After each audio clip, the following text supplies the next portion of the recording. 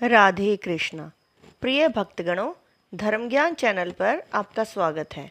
आज इस वीडियो में मैं आपको शास्त्रों में बताए गए कार्तिक माह के अंतिम 3 दिनों के महत्व के बारे में बताऊंगी, जिनके बारे में शास्त्रों में कहा गया है। ब्रह्मा जी ने भी नारद जी से यह कहा था कि जो लोग पूरे कार्तिक मास के नियम पालन न कर पाए हों, वो अंतिम 3 दिन यानी त्रयोदशी, चतुर्दशी और पूर्णिमा, ये 3 दिनों का भी पालन करें और दीपदान करें तो वो पूरे कार्तिक मास का पुण्य लाभ पा सकते हैं।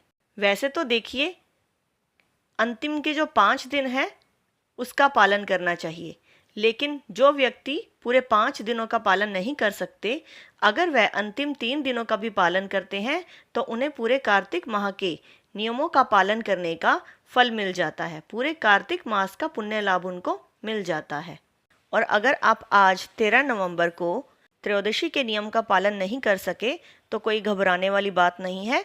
कल 14 नवंबर को भी त्रयोदशी और चतुर्दशी दोनों हैं, तो आप कल कार्तिक माह के नियम का पालन करके त्रयोदशी और चतुर्दशी दोनों दिनों का लाभ उठा सकते हैं।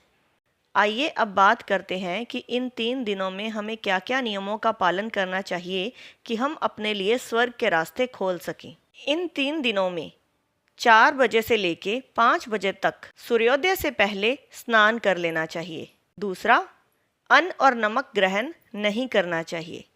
अगर किसी का स्वास्थ्य ठीक नहीं रहता तो आप एक समय भी भोजन कर सकते हैं। अगर ये भी नहीं कर सकते हैं तो आप दोनों समय का भोजन करें, लेकिन वो भोजन शाकाहारी होना चाहिए। उसमें प्याज और लहसुन का प्रयोग भी नहीं करना चाहिए। इन दिनों में हो सके तो एक ब्राह्मण को भोजन ज़रूर करवाएं। अगर हम रोज़ भोजन नहीं करवा सकते तो हम पूर्णिमा के दिन 5 ब्राह्मणों को एक साथ बुलाकर भोजन करवा सकते हैं। इन 3 दिनों में गाय को चारा अवश्य डालना चाहिए और पक्षियों को भी दाना डालना चाहिए। ब्रह्मचर्य का पालन करना चाहिए। पृथ्वी पर शयन करना चाहिए। झूठ नहीं बोलना चाहिए। देवी देवताओं की पूजा नित्य करनी चाहिए। तुलसी, आंवला और बेलपत्र, इन 3 वृक्षों की पूजा करनी चाहिए। सुबह शाम तुलसी जी के आगे गाय के घी से दिए जलाने चाहिए।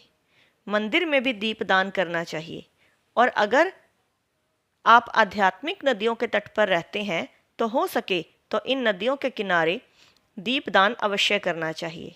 इन नियमों का पालन करके हम पूरे कार्तिक माह के पुण्य का लाभ उठा सकते हैं।